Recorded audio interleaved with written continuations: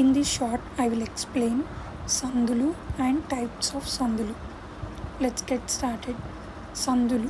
సంధి మీన్స్ పూర్వపరపదాల కలయికను సంధి అంటారు. రెండు పదాలు కలిసినప్పుడు ఆ రెండు పదాల మధ్య జరిగే మార్పును సంధి కార్యం అంటారు. సంధి జరగాలంటే సంహిత ఉండాలి. సంహిత అను పదానికి అర్థం సాన్నిహిత్యం అన్నమాట. అంటే రెండు అక్షరాలు ఉచ్చరించేటప్పుడు అర్ధమాత్రమైన ఆ ఆదిక వ్యవధానం లేకపోవడమే సాన్నిహిత్యం అని అర్థం.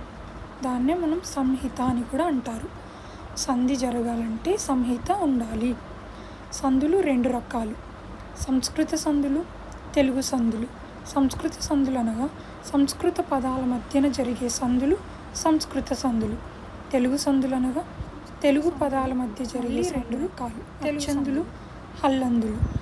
అచ్చందులు అనగా అచ్చుల మధ్య జరిగే సందుల్ని అచ్చందులు అంటాం. హల్లందులు అనగా హల్లుల మధ్య జరిగే సందుల్ని హల్లందులు అంటాం. అచ్చందులు మళ్ళీ 4 రకాలు: సవర్ణ దీర్ఘ సంధి, గుణసంధి, వృద్ధి సంధి, యనాదేశ సంధి. హల్లందులు 3 రకాలు: జస్త్వ సంధి, శుత్వ సంధి, అనునాసిక సంధి.